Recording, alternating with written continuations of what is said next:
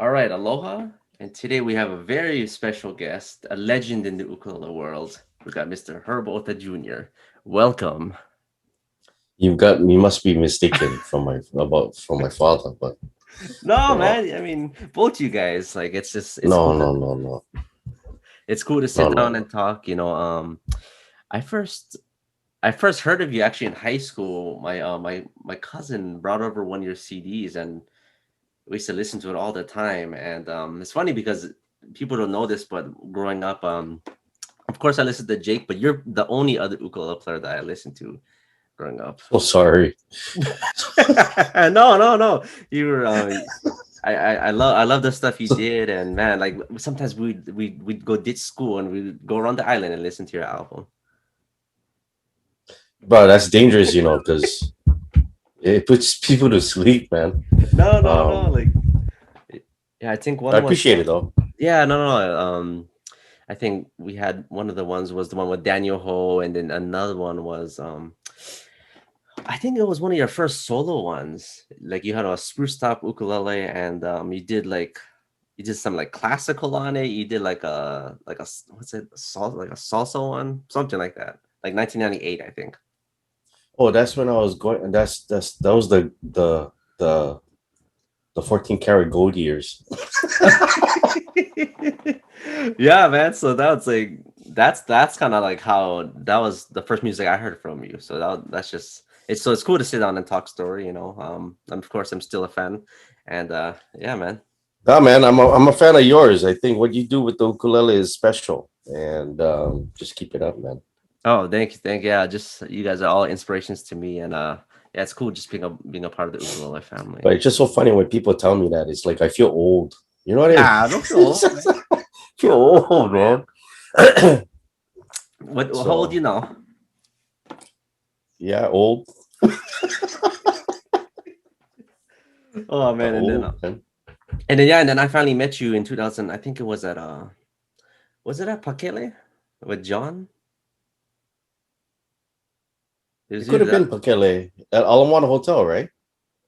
Wasn't it at Alamana Hotel? It was either that or the Hokus. For the very first when we put out our 2013 maybe. It could have been the Hokus then. I think Could have been the so. Hokus. And then the next time was when you guys were doing Pakele and we got to come down and talk story and stuff. Oh Yeah. man, but Jeez. but it's crazy, man. Makes you feel older. Nah, it's all good. It's all good. I mean, nah, you and your dad really are legends, and I'm excited to talk about that. But man, so 30 years in the music business, how does that feel? Old. You know me, Andrew. I mean, uh how should I say this? I didn't expect to be in the business for this long. I mean, I knew I was gonna be part of the business, but I didn't know to what extent in terms of lengthwise. Yeah. Mm. Uh because when I first started off, I knew I wanted to become a professional musician, but so I took jobs after high school. I took jobs to prep me for that. Oh, okay. Um, like I worked at a place called There's Music. Your dad probably might know about that store. Okay, I'll I mean, ask they him. sold pianos, but they sold gear and instruments. And but I took that job because I wanted to know how to hook up sound systems because I Oh, had no okay. clue. When if someone just put you out on it, says, "Hey, you can hook this up," you'd be like, no, right? Yeah. Um, it's like doing electrical, right? You put the black wire to the red wire and then catch fire. So I mean, um, so I did that for a little bit, and then I quit, and then I applied for a, a job in Japan for me to live there for 7 months.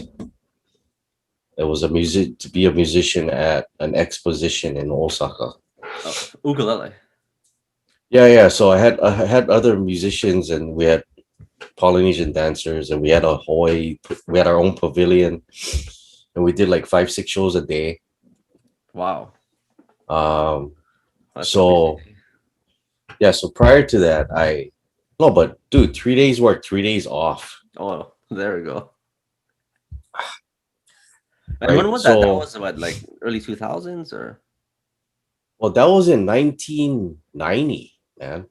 Oh wow. Oh, I wasn't even born yet, bro. 1990. So that's why that's when I first started uh,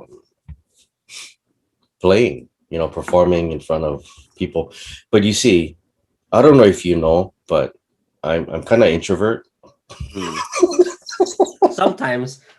Yeah, yeah. So I mean, for me to work at a different country and to represent Hawaii, I had to, you know, come out of my shell and just, try to greet everybody, try to, do that. But prior to that, I worked at a Japanese restaurant to get used to be surrounded by people, like Japanese people. Oh wow.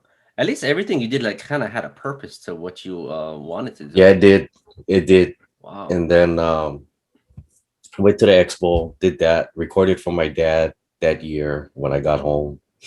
Um, and then I was like, okay, what am I gonna do? Because so I started my own school back then, late 1990, and then I was working part time there. I was doing part time teaching, like evenings and weekends, and as well, whenever openings I could, because I worked at Halekulani Hotel as room service waiter because I wanted to become more of a people person Hmm. when I'm out in, that kind of thing. And then I quit. Then I worked at Harry's Music Store to learn about retail because I worked in the record department or CD department or cassette department, whatever, whatever time you were born. And then, and then, then I worked at Mountain Apple to learn about distribution. Wow. I mean, that's like one of the first stories I've heard where everything you did was like perfectly placed for something in the future. Usually people just bounce around, okay, I did this, I did that, but like literally you were picking up these skills like on the go because you knew what you wanted to do. I think that's just fascinating. Well, I mean, I learned that I cannot really work for somebody, Hmm. especially when I'm working for a company and I was literally sick, like literally sick. And then I called early in the morning and I said, I'm sick. I'm not going to be able to come in. And then the boss still tells me to come in, but only work half day. Mm. And I was puking, Oh, like really like flu.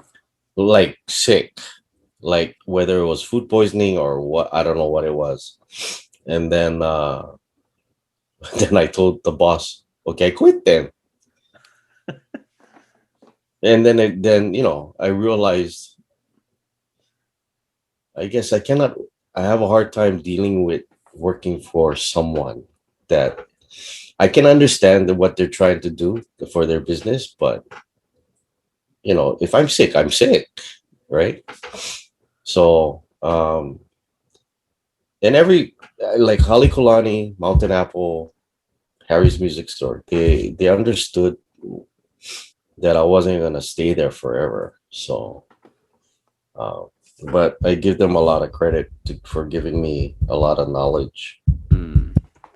Yeah, that's good. And I mean, you're right. Not everyone is meant to be like an employee. Like for me, like I agree with True you. that. Like I don't think I could do it either. Just I don't know. Just it's just like a mindset thing. But I feel like I always wanted to be my own boss too. I mean, with the exception I of my mean, dad, though. But I can't picture myself at a gas station. It's like, okay, come on. I would love to see that. Oh no, you'd be a great waiter. Well, I mean, I have experience with that with Halikulani. So, I mean, I mean, for a person who had no experience waiting on tables, and I go to a 5-star hotel and I'm a room service waiter now, and I have to learn how to carry trays like this, how to serve, things, how to set up a table, where your utensils are, your silverware. I mean, that was a life-changing experience, man. I bet that, I mean, that's a skill, having to hold the drinks on the table. I mean, you go to those restaurants and they have like so many glasses, and I've seen it fall a few times. It's like, oh wow. Uh, I mean, that sounds just hard to No, do. so sometimes when I'm on tour and I'm having dinner with people, right? And sometimes it's like I'm taking dishes to take to the kitchen or something, and I have a tray and I'm holding it like this, and they're like, whoa, whoa, whoa, whoa, whoa, whoa. And I said, no, no worries. I know what I'm doing. So they're like, oh, you used to be a waiter before? I said, yeah, for like a year and a half. Oh, So oh wow. So you got experience everywhere then. yeah, man, I'm old. So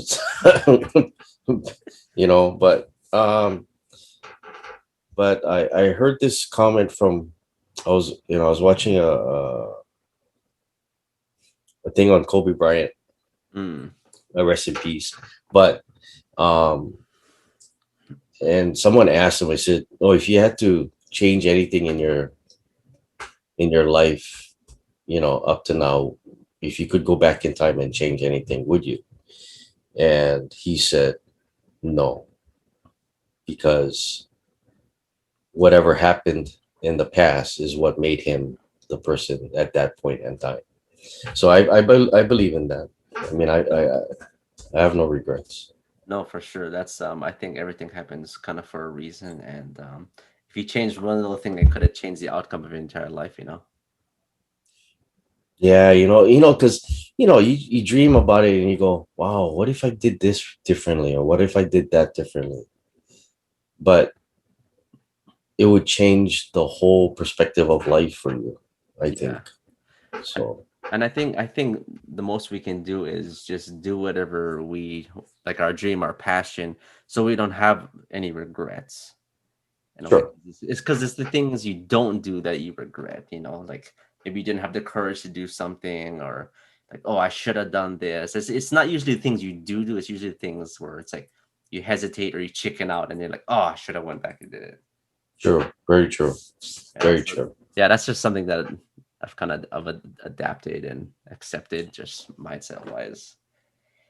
Yeah. So I I'm pretty sure you have just lots of loads of stories, and yeah. Sorry, we got sidetracked, but yeah. So tell us a little bit about this new album of yours.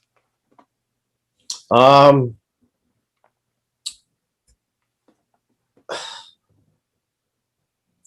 I really didn't want to do anything because it was 30 years last year. But you know, I had by mid 2019, I had like 6 trips to Japan planned out for last year. I was Six gonna trips for do last year. for last year. I had um 4 or 5 trips to the mainland set up. And then when March hit, it was like, bye. you Yeah, know. that And was. then, but so I went into the studio in at the beginning of February, like from the second week of second week of March, and I finished the album. I had it manufactured because I was supposed to go to Japan in April, Oh, okay. right? And I'm thinking, okay, I'm doing this thing in Japan, and I'm probably gonna have to manufacture at least a thousand pieces. And then, yep, got canceled. I have a bunch of CDs in my house, just sitting. But uh, I rather be healthy and being at home than traveling and getting sick and nobody's able to come and see me. So R- right. It's like the risk versus reward is just not worth it. definitely, And especially definitely, now, it's like with us, like as performers, we probably to get started up again, we're probably going to be one of the last ones because what we do involves a group of people in numbers. So it's just like like the world might get back together, but it's just like when can we work again? You know? Yeah, it's just just the uncertainty of everything back in March. You know, you could have, I don't know if you did this, but I probably sometimes like, this thing is gonna pass by in about a few months, and it's gonna be like the flu, and everything's gonna be okay. Yeah. And then come to find, it's like, what, lockdown? Wait, what? No travel? What? Yeah. No, Right? we thought it was going to be like what, June or something, huh? Exactly. So it's like, there goes my June Japan trip. There's my August Japan trip. There's my October Japan trip. I was like, wow, And then, but the album itself, it was just more of I didn't want it to just be a compilation thing where I grab stuff from my older albums and I just slap it on there. Hmm. So I did a 2 disc set. The first CD, the first disc was more stuff that I recorded prior, and then the second disc is all new stuff. So Oh, okay. That's kind of cool. So it was like 30 songs total? no, 24, Oh, 24 nice. songs, but I re-recorded all the stuff on the first disc. Did you do any changes to the stuff or? Well, slightly. Some arrangements were different, but it was basically the same. Hmm. I don't know if you have this experience when you go to Japan, but people expect you to play your songs exactly like how you did it on the recording. Really? What, did they make Uh, comments or something? yeah, sometimes when I'm performing live, after a while, say like one of your songs, Andrew, and then you've played it a million times, right? A Yeah. million times. The millionth and one and the million and first one time that you're playing it live, it hits you like tired of this song, you know. So on the fly, you just make things different. The Yeah. chord progression may stay the same, right? But you're ad-libbing and you're creating stuff, you're improvising on the spot. And it's like, oh yeah, that's cool. Okay, it's interesting for me again, right? Yeah. So when I'm in Japan and I'm performing a song and I played it thousands of times, and then I do something slightly different, they come up to me and they go, "Oh, you played different, huh?" And I'm like, Oh, wow. it's like, "Oh, what did you do?" I said, "Well, I don't remember. I don't remember what I did, but Are those but ukulele players or? fans Oh, or people who like listening to, some of them are players, but or they play not professionally, but they just come and watch. mm, But because they hear everything that you do on the recording, and then they hear something different when you perform it, they go, "What did you do?" And I'm like, "I don't remember." It's like, "Well, you played this rhythm part different." I'm like, "Rhythm part? Wow." I mean, that's real deep, yeah. Um so I just did things different, and then the second disc was all new stuff. Some songs that I did prior, like with Daniel and stuff, but I didn't want it to be a compilation album. Like I said, I wanted it to be a whole new thing. That's why we recorded all my prior stuff. oh, that's nice. I know what you mean though. Like we play these songs so often, and yeah, there's just a time when it's like I just gotta, I gotta do something to it because like because even for me, like if I play a song for like even like a couple years and it's still the same, like I don't even really want to play it like the same anymore. So like sometimes I do different kinds of chords, but that's funny. No one's ever came up to me like, "Hey, what's up with that?"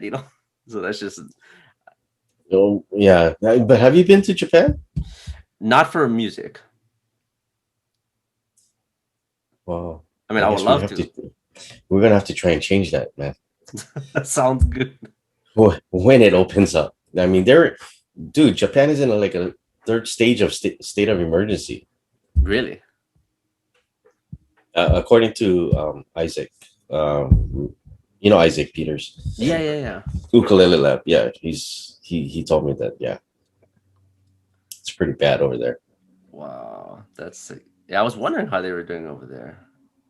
And me, right? It's like, hey, they know how to make like 8K televisions, and they cannot come up with a vaccine to. I'm like, wow, that's unreal.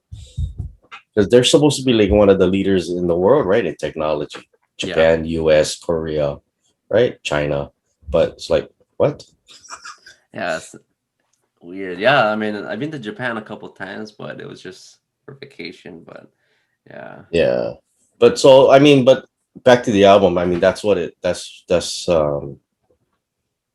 was my goal. So I figured, I'll have something to celebrate the 30 years. that Uh, and I'll probably be taking it out. Hopefully, this pandemic is over soon. If not, I might have to say I'm celebrating 35 years or something. hey, but it's good thing you did it. You don't have to wait for the 50. Oh, dude, I don't think I'm gonna be around when that happens. So Nah, we'll don't see. say that. No, but I mean, I'm a realist. I don't, whatever happens, happens. I mean, even though I try to be a positive person, but I know whatever happens, happens. And like how you said, right? Whatever happens, it happens for a reason. So, um, I don't know what I'm going to be doing in 20 years, or I don't even know what I'll be doing next year for that matter. Yeah, So, it's crazy. It's like this whole pandemic has put a perspective on so many things and just makes you think, Just like I don't know. I feel like I've learned so much. I've got a lot of more appreciation for even being back home because like I always started to travel a lot and I've been wanting, I've been going to UK, all over the world, and this is the longest time I've been on this island like consistently. So yeah, it's been very interesting. um, I don't know about you, but the days are just flying by and sometimes I don't even remember what date it is, what day it is, because it's the same thing It every is. day. It is. And it's like it doesn't even matter now, you know. No, it doesn't. Like who cares if it's Wednesday, It's just that and that's it's weird. It's weird because it's like sometimes it does feel like it's flying by, but some days it's just like I know it's the uncertainty too. It's just like I think if we had a deadline, I think things would be a little bit easier so you could actually just plan it out in your head. It's like, okay, we can prepare for October or something like that. And now it's just like, okay, just everyone's on timeout. Um, just survive until then. Oh, So, totally, totally, totally. but yeah, I remember just even like talking to Jake and like at the beginning of this whole pandemic, and like, I mean, I think we all just had it, just a hard time adjusting. Even he said, I remember he was telling me about just like he would dress up just to make him feel like in the mode maybe for playing ukulele. Like he would wear his ukulele attire, and it would help kind of like change his mindset a little bit. And I thought that was pretty interesting. Just Ukulele little attire. like yeah, I don't know. Like he says, yeah, like because we have our performing attire. Like if it's like long like pants or something like that, it just helps you get put in the vibe or something. But yeah, with this whole thing, Yeah, it's but that man is unique. yeah. He's like totally unique. Yes, for sure. That's for sure. And yeah, he was just saying, like appreciate the little victories you have because that's the things that kind of push us now to like look forward to something. So Yeah, I mean, especially for him. I mean, you and I, we both travel, but it's probably hit him the hardest, I think, because he's well, just he's out like because every time he goes out, he's out like 3, 4 weeks at a time, yeah, right? like these bulk trips. It's crazy.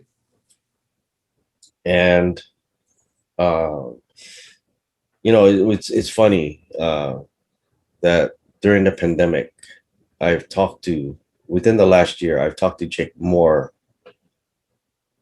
than I've ever talked to him since I first met him. Wow. Yeah, I can agree with you on that one. I think me too, actually. And then when did you first meet him? Oh, when he was working at House of Music, like right out of high school, at this Oh, music store at Alamana Shopping Center. I went to go see a woman named Lydia Ludin. She worked in the record department, and she was like a Hawaiian music historian. She knew everything about Hawaiian music, who wrote them, who published them, who recorded them, you know. So I went to go talk to her, and then she goes, "Oh, I have a boy that works upstairs in the instrument department that would I'm pretty sure would love to meet you." And I said, "Oh, okay." So I go up, and then here's a skinny little kid with glasses and a crew cut, and I'm like, "Wow!" And then that's when I first met Jake, and that's the first day I met John Yamasato because he called John to come over to the store while oh. I was there, and they played for me. They had Pure Heart by then, right? I don't know if it was Pure Heart by back at that time, but they played me a song, and then and you know me, Andrew, bruh, it's not like I'm like over emotional or over, you know what I mean. So John, he after they finish, Jake's like, "So what'd you think?" And right, and I said, "Yeah, you guys sound good." And that's how I came out. That's Yeah. how it came out. Yeah, you guys sound good. You know, Yeah. John was pissed off at me for he told me this after the fact, like way beyond that. He said, "Yeah, Herb, man, I didn't like you for like 3-4 years because it didn't seem like you really enjoyed what we were doing." And I said, "What?" Oh man. No, but you know, but because I said, "What did you expect me to do? Like jump up and down and run around the store and say like, God, these guys are awesome." I He's know, I know, like, "No, but and that's just like that's just your personality, you know. That's just that's just, I mean, but but John, you know, John goes, but I understand now. If you didn't like us, you wouldn't have said it. yeah, You would have just said, "Oh, you guys should do this. You guys should practice or something." But if, right. yeah, so, but I said, yeah, if I don't compliment you, and if I don't say anything, then that's when you know I didn't like it. Yeah. But if I said something like, "Well, yeah, you guys sound good," I really meant it. He goes, Right. "Yeah, I know that now." But he said, "Back then, I thought you was a, you know, a hole." Oh, that's funny, man. What about Jake? What did you talk to him? Did he talk to you about that? No, he didn't know John didn't like me for like 3 years. Or what was Jake's reaction to your reaction? Because it seemed to have Well, bothered John. I should ask him about that, but you know, I no, he never expressed that to me whatsoever. Yeah, I mean that doesn't sound like something he would do. No, I don't think it bothered Jake whatsoever. I know he thought my dad was God. Oh So yeah, yeah. I think anything came out of me or whatever, you know, if whatever I express about their music, I think if it was a negative thing, it would have affected him. Yeah, that's true. But I think he just took it with a grain of salt when I said, "Yeah, you guys sound good," you know. But Yeah. John's like, "Oh, what a hole," kind of thing, you know. Speaking of your dad, Otasan, one of the pioneers of ukulele, he was such. I mean, I remember, I think I sent you the picture right of his album, the body surfing one. Mm-hmm. And Mm-hmm. just listening to it recently, I was like, wow, he was so far ahead of his time. And I think that the body surfing was from the 80s, right? I believe it was 1981, 80 or 81, or Yeah, like you know, I don't remember, something like but that. But there was like classical pieces, there was jazz, there was like it had so much variety. And I was just like, wow, like how did you ever ask him about his process of just like thinking outside the box, like back then? no, you know what? I never asked him what um Because it seems like his he might have been one his of the very like the very first, maybe one of the very first ukulele virtuosos. No, I mean, well, there was Lyle recorded way before my dad did. Lyle Ritz. Mm. But Jesse Kalima was already a professional when my dad was still a teenager. Wow. Um, But I would say I they're mean, there all was like the they're like the first generation, I would say, I guess, of ukulele players. well, I would say my dad would my and of course Eddie was considered to be untouchable in terms of uh, playing style. Uh, but I never asked my dad about his thought process. But I knew for a fact that he grew up listening to jazz standards, or what they're considered to be standards now. Hmm. You know, um, so he grew up listening to that, and then um, when Eddie took him under his wing, Eddie was playing contemporary stuff. He wasn't playing Hawaiian at all. I mean, at all. He wasn't even playing Hawaiian at all. He didn't want to play Hawaiian. Hmm. Um, so when Eddie started teaching my dad, it was all the contemporary stuff, all the jazz stuff, all the techniques for that kind of stuff, flamenco, all the, you know, Latin. Also, Eddie was your dad's teacher. Yeah. Oh, okay. I never knew that. Yeah. A friend, Eddie's friend took, because my father was looking all over the place because he was asking everyone who to take lessons from. And everyone said Magua. And Magua is Eddie's nickname. Yeah. Oh, okay. So he kept looking around for Magua, and then someone took him to see Eddie while Eddie was eating breakfast at Columbia Inn. It's no longer there, but and then Eddie asked my dad to play a song for him, and then he played Stars and Stripes like Jesse Kalima, and Eddie knew from that point on that my dad had passion for it. So he took him under his wing. I mean, Eddie used to buy my dad clothes. Wow. I mean, dress him up, all that kind of stuff. So, um, and then got into the military after high school and all that, and then college, and um, they made it up. They were gonna tour after my dad got out of the military. Just tour the world, just tour it, just play ukulele. That was their What plan. year? What year was this? Well, geez, my dad got out of the military, I think, in 1960, 19. 64, 65. Oh, okay. Because he lived in Japan for 7 years in the military. Mm. And then when he got out, came home, he called Eddie. And then Eddie said, "Hey, come down now. I'll be playing music at I don't know. I think it was the Old Fisherman's Wharf. I don't know where, by Alamoana or something.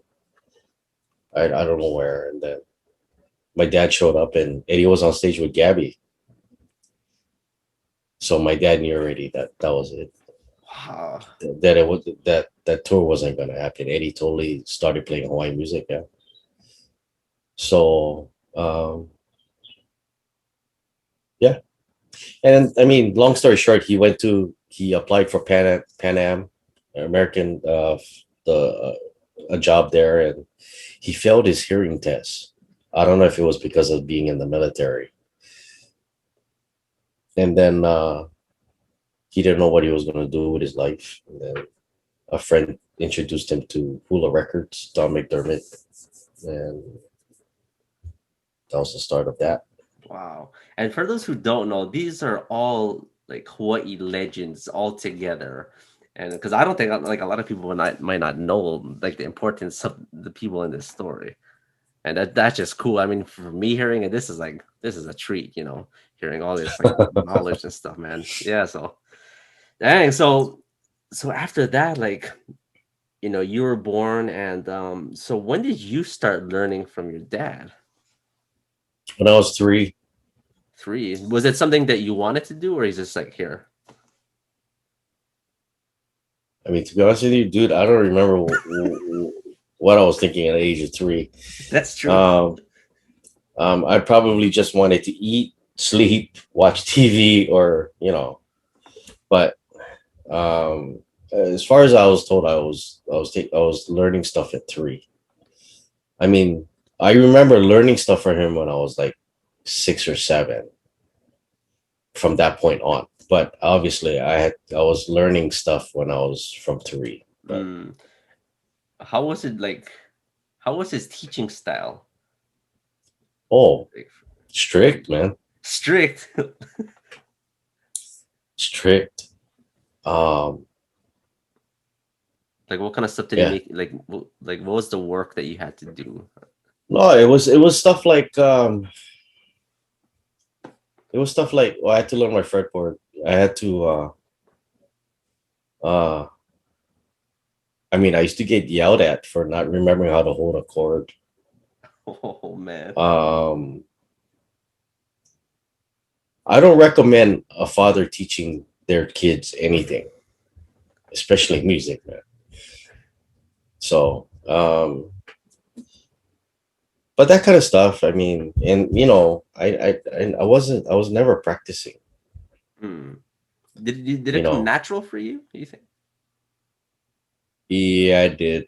I think it did. I never struggled with, when you're a kid, when you're like 8, 7, 8 years old, and someone told you, no, this is how you hold B flat.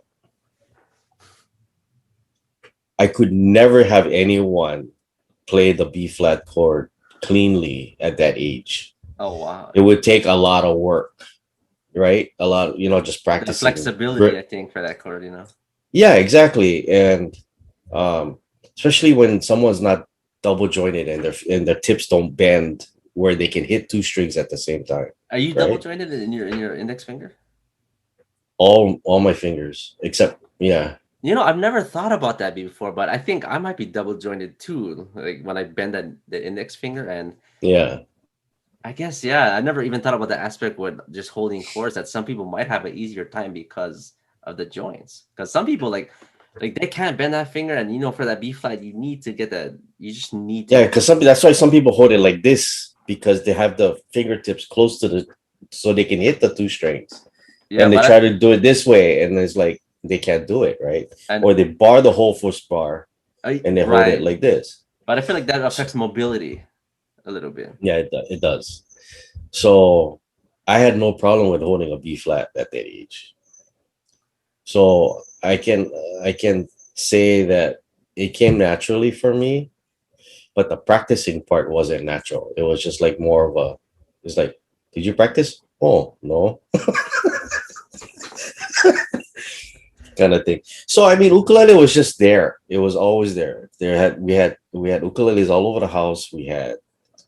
I mean, I had my own ukulele that Sam made me or was given to me for my when I was born. Mm. Um, and then um, playing the ukulele was just because it's there, you know. Yeah.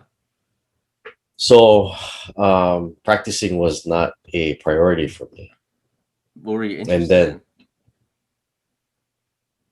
dude, I was just Just being go a kid. outside, play with friends, Yeah, or yeah. ride bike, or you know things like that. Go McDonald's, get the cup, put them in the back of your bike wheel so it sounds like you have a motor. You know, all that kind of stuff. Oh yeah, you know what I mean? Yeah. I mean, so I mean, thank God. To be honest with you, thank God I did not have an iPad or an iPhone back then, because I wouldn't have enjoyed or experienced the joy of being outdoors, playing touch football with friends, playing, whatever, right? Yeah, it's so Just different doing now. whatever. Yeah, everyone just want to stay home. All the kids just want to stay home and be on their phone or iPad and watch Netflix or Yeah. play games that way, video games, or And that that's why it's kind of sad at that when you're speaking from that point of view. But It is, and for me, I just feel like I was kind of like right in the evolution because when I was a kid, I saw the Super Nintendo, and then now you got all these, you get the phone, you get the iPad, but I got to see that evolution of technology, and I still got to play outside too. So Mhm.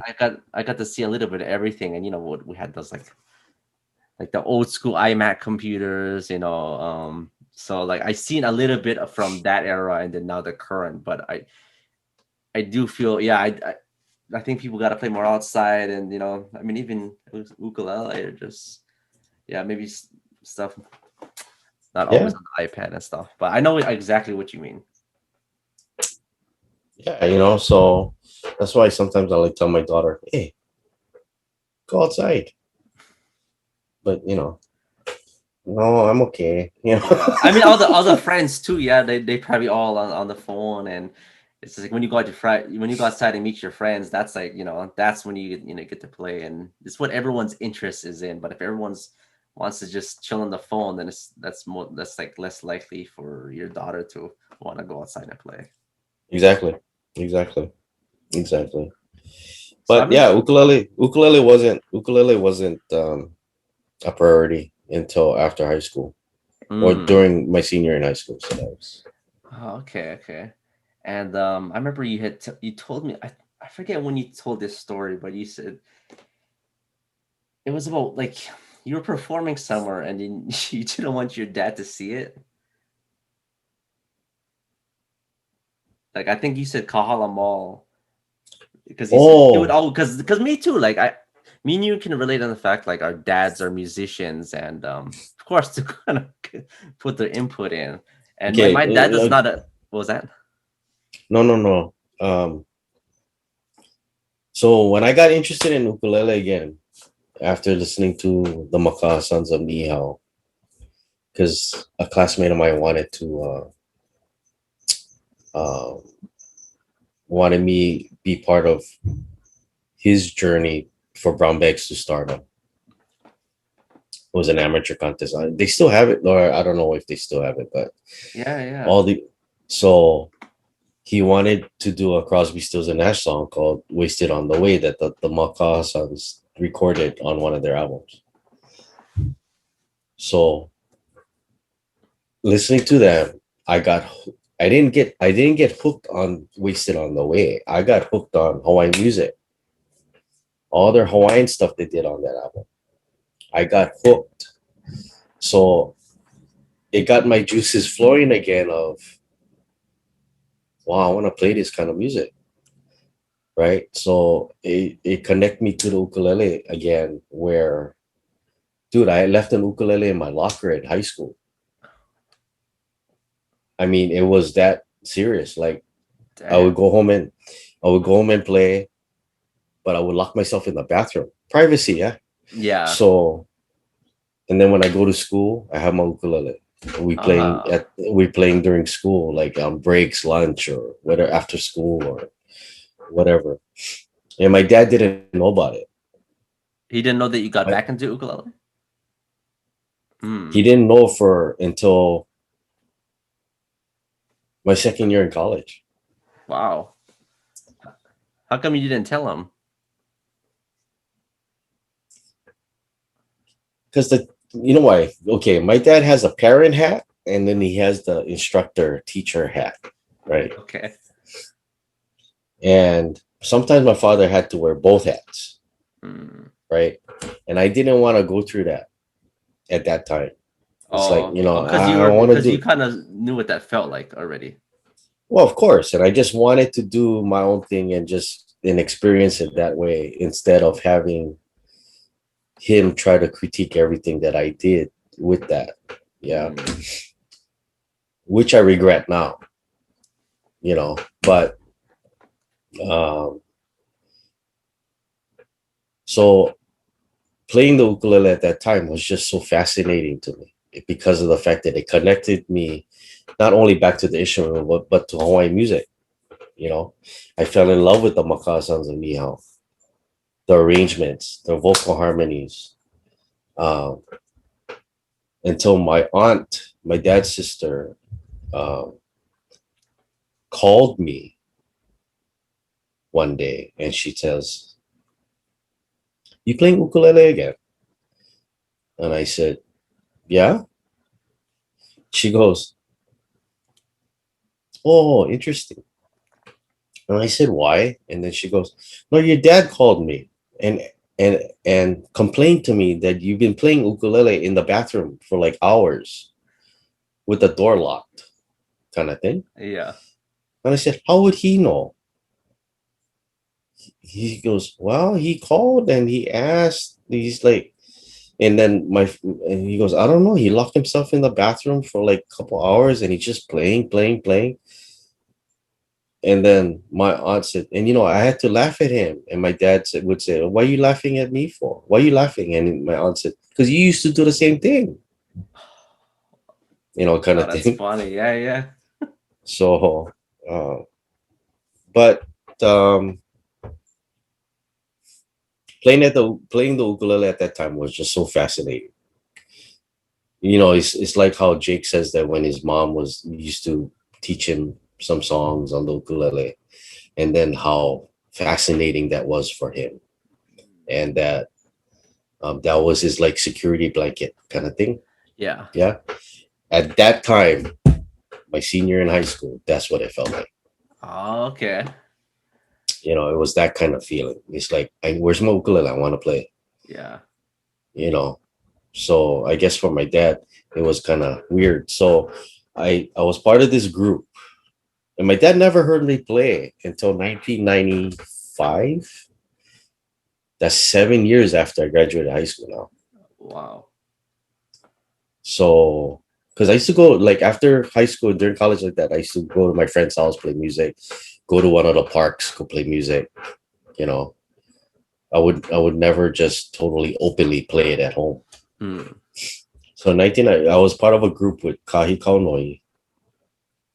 He's currently the bass player for Mauna Loa. And four other people. No, three other people. We had five in the band. Oh, we get paid for one gig. We only could eat McDonald's. Um, value meal, bro. You Value still meal. you still want that cup, huh? No, yeah, I still want that cup. I put it in the back of my car. Make it sound like I have headers or something in the back of. No, but so we had a gig at Kahala Mall, and my dad showed up because he saw an advertisement that we were playing. Oh. So after the performance, he comes up to me and goes, "You want the good news or the bad news?" Oh. What were your thoughts when you saw him? Like your initial thoughts? I didn't care about anybody else, just as long as I never screw up, especially my playing. You know what I mean? Yeah, It's yeah. like I don't care if I sang. I didn't care if I sang a flat note. I didn't care anything. It was just me. Just if I did my job, then that'll be good, right? Yeah. It's funny But because he didn't. my dad said that same exact thing one time to me. You want the good news or the bad news? And I would kind of dread it. Like it would kind of put me on edge sometimes. Like, like just you playing and it's like, oh no, if I mess up, I'm gonna hear it. Well, yeah, but I mean, but it came to a point where uh, I think he understood um, why I wasn't open about it Hmm. and why. You know what I'm saying? There was that distance about Yeah. the playing the ukulele aspect of it, and so I think he understood. So when he knew how serious I was, because he didn't want me to be a professional musician. He wanted me to not go through what according to him, his experiences. Hmm.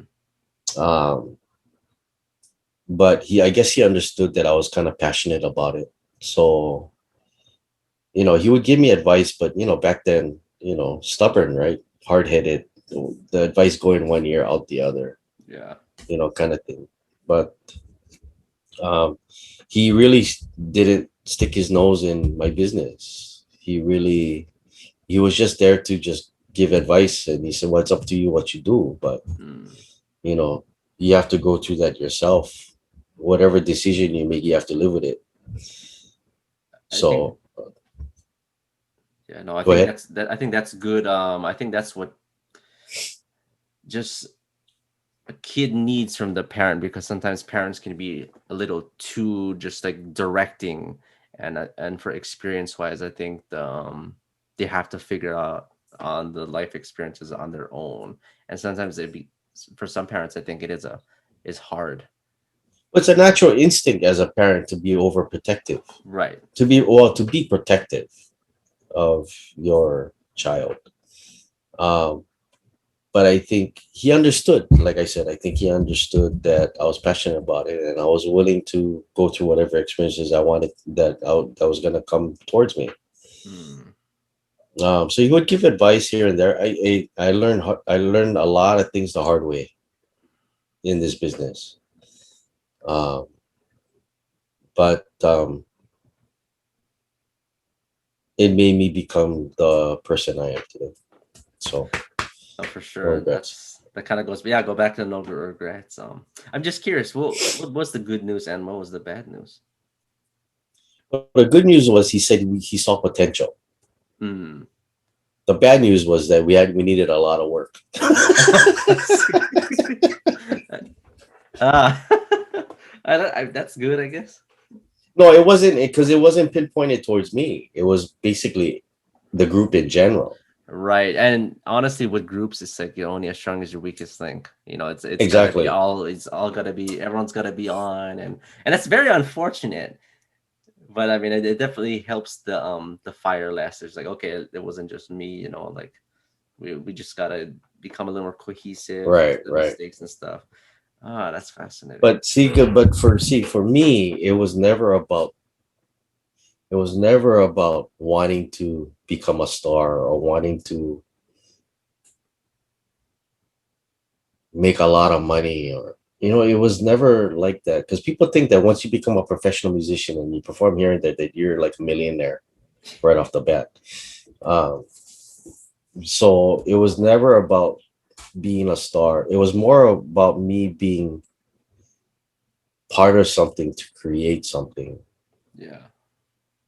I think that was the motivation for me, because I would get, with the group, I would be like arranging stuff or help arranging things. And that was like fun for me, where we present it towards the, after we practice it. And if it sounds great, dude, I'm like on cloud nine.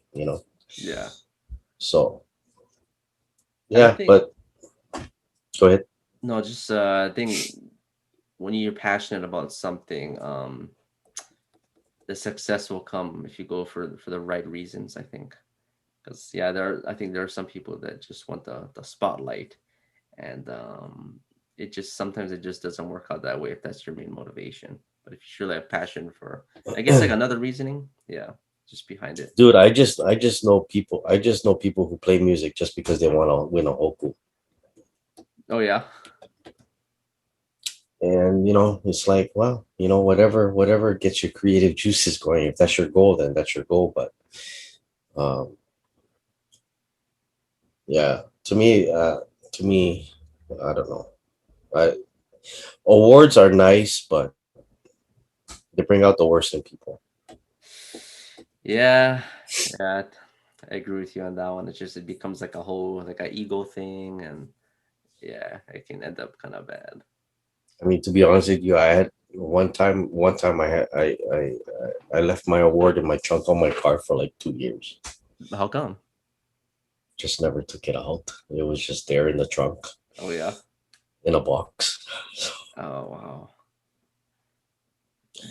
Yeah, I mean, awards are nice. It's nice to be appreciated by your peers, but um, uh, yeah, awards, they don't really mean anything to me. Yeah, I think Just I being think flat out honest no, and on I your think podcast. right no, and I think when the younger, I guess like for like a younger person watching, it's just like sometimes they think they'll be like life changing, or it's just like I've made it once I got this award, and I think, and that's just something that I think I've realized too. Well, that's one thing I appreciate about you is because you play music because you love to play music, Yeah, and that's how everyone should be. If you play music, even though it's a profession for you, even though it's a career thing for you, you play the music because you love doing the music. definitely, Yeah. definitely. You gotta have So that passion. You gotta have just like that. You know, you enjoy. You can tell when someone's enjoying music and when someone's not. exactly, Yeah, and the audience can pick that up too. exactly, exactly. Man. But I don't want to take too much of your time, but I did want to ask you about the famous Otasan model ukulele with its iconic bell shape. It's like, so your dad came up with that model. To be honest with you, I think it was a collaboration. I think it was a collaboration Mm. between Sam Kamaka and my dad. Okay.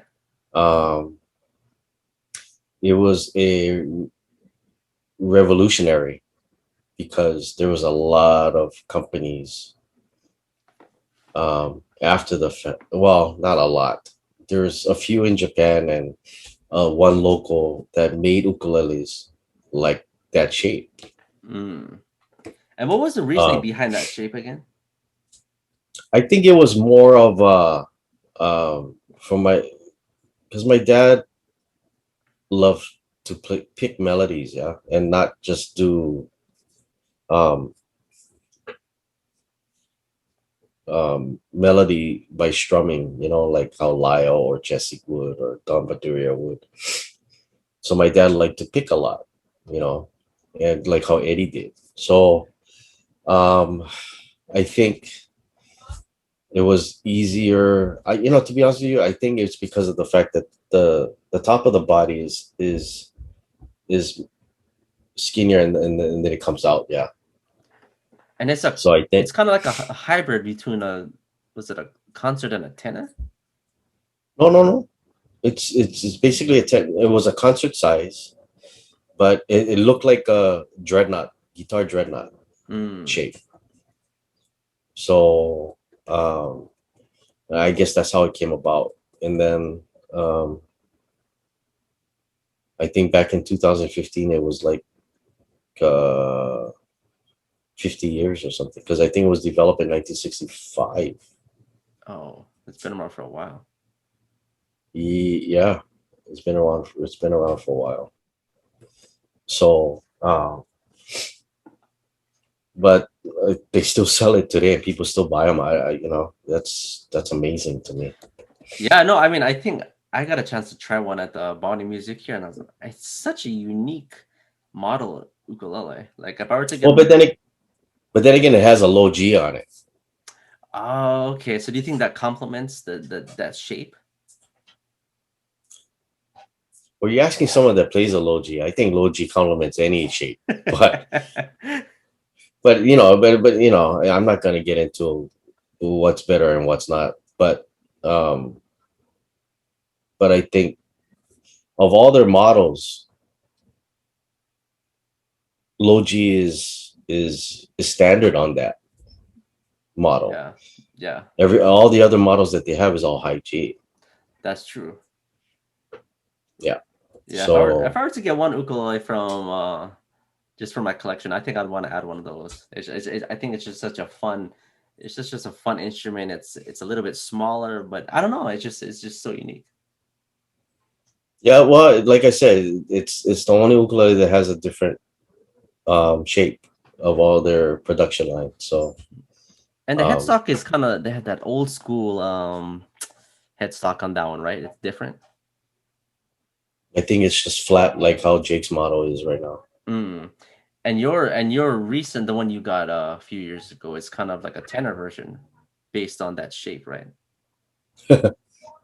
Well, back in 2015 or 14, I should say, ending of 2014, I called Chris and I said, if I called Casey and asked him to build me two ukuleles, you think he would? And Chris, right? Ha ha ha ha. Yeah, of course. Yeah, I think so. Yeah, bro. Just call. Try to give Casey a call. Okay, so I called Casey and I said, "Hey, I want to order two ukuleles." He goes, "For who?" And I said, "For me." And you know Casey, right? He's like, "Get out of here." Yeah. I'm like, "No, I'm serious." He goes, "No, but you played Arakaina," and I said, "Yeah, but I wanna order two ukuleles." He said, "Why two?" And I said, "One for backup." And he goes, "Oh, wait. Well, let me sit down. Let me sit down." So he had to sit down. I guess he was at home, but uh, and it was just gonna be a regular, like two regular tenor models, shapes. Yeah. And then a month later, because I knew he didn't start on it, uh, I dreamt that I had a tenor bell shape Oh, okay. that Casey made me. So when I woke up, I was like, wow, that's interesting. Right? I was thinking to myself, oh, but I wonder what Casey would think about this. So I called him that morning and he was flying for Hawaiian. He was in the plane, like waiting between flights at the airport. And then so I called and he goes, "Hey, what's up?" And I said, "You ever made a tenor bell?" And he starts laughing. And I said, "What are you laughing about?" He goes, "Bruh, funny you asked that. I made one for somebody." I said, "Well, yeah, when?" He goes, "Bruh, this must have been like maybe 10 years ago or something." Oh, And I wow. said, "Well, do you remember who you sold it to or stuff like that?" He goes, "No, but I made one." Hmm. I'm like, "Oh, interesting." And you know what? I saw it because Sean Yakovon had it. Oh, he I guess acquired. somebody sold it to him. And then he brought it back. He brought it to the shop to get it repaired. Dang. So it was at the shop. And I got to see it. So Casey's like, "Why? You want a tenor bell?" And I said, "Dude, I think it would be cool to um, pay homage to your dad and my dad and make a tenor bell. You can do the slotted head and everything to represent the company, and the bell shape would be a tribute to your dad and my dad for their collaboration." Oh, And he goes, "Oh yeah, okay." So 2 weeks later, I go to the shop and he made a drawing of the shape. And he said, "Look, I kind of tweaked it here. I kind of tweaked it there." He goes, "What do you think?" And I said, "Well, the answer is in the final product. So we're both not going to know until, we see the final product." So, and of course, 4 years later, oh yeah, because you just got it when last? No, like what? 2018? 2018, Oh wow. 2018. So, it came out way better than what I expected it to be. Oh yeah. Oh yeah, because it has what it has. It has the blue trim with the lighter color, right? With the lighter core. But because I left all the wood stuff and the trims all to him. I Mm. said, I have no preference. And he said, "You sure now? I'm gonna make them pink." Because he said, "Because right there, I already wanted purple." And I Oh right. said, "No, I don't want purple. Purple's nice, but I don't want purple." He goes, "Okay." And then when it came out, and then I after about 3 months, it really started to open up. Hmm. And I was very pleased with um, where the sound was going, you know, and I like how it sounds to me. Nice. Wow. So like you dreamt this ukulele into reality, pretty much. Yeah, I don't know. I don't know why. That's cool I don't though. know. Yeah, but I mean, I didn't know, he made one before, Mm. and there's this talk about, Casey wants to do it as a production model, and I said, no, Oh, don't do that. the tenor version. Yeah. Because I told Freddie, don't do that. I said, you guys have a hard enough time just to keep up with your regular orders. Why make another model? Mm. I said, that doesn't make sense. If people want it, you guys can build it for them. I don't care, but I don't think you guys should do it as a production. Yeah, but But that's then just me. that would be Uncle Casey having to handcraft every single one on his own time, right? Or could they fit Pretty it into much. production? Wow. Yeah, that's crazy. That's why he wants to go to production, because he doesn't want to, you know, because he's going to be responsible for it by Mm. himself, right? Yeah. With a few guys helping him, but uh, yeah. Dang, that's cool, man. Yeah, I got to learn a lot today about just the history and yeah, your ukulele and just you in general. So thanks for donating your time and being part of the No, podcast, hey, man. but Andrew, like I said before, man, just keep doing what you're doing, because I love your playing. I love your passion for it, and continue to share what you know, because it's gonna help the ukulele continue to grow. And just be true to yourself, no matter what happens in the future. And I'm looking forward to your next one all the time. So For just sure, keep doing man. what you do. No, thank you. That means a lot coming from a legend as yourself. And Dude, for I'm sure, not a man. legend. That Dude, sounds you like are, man. that's like dinosaur kind of No, age. It's like Jurassic, okay, I'll bro. call you the young legend. No, no, no, no, no, no, no, no. But like, take away titles, take away names. You continue to play music because you love doing it, and that's what I see from you. And just keep doing what you're doing, man. Thanks, man. But yeah, Yeah. everybody, Herb Ohta Jr. Check out his music. You know, he's a great teacher as well, and you can check him out. What is your Appreciate it. website? Herbal2junior.com. Herbautajr.com. Yeah. All right, man. Well, we'll take care, and yeah, I hope to come over soon and hang out with everybody. Getting island fever over here. There's no ukulele players over here, so I cannot jam with anybody. Yeah, just want to get off the rock. I know, I know. Yeah, yeah. Let me know if you got if you come to Maui for sure. We'll do, definitely, definitely. Definitely. All right, man. Take care. All right, man. All right.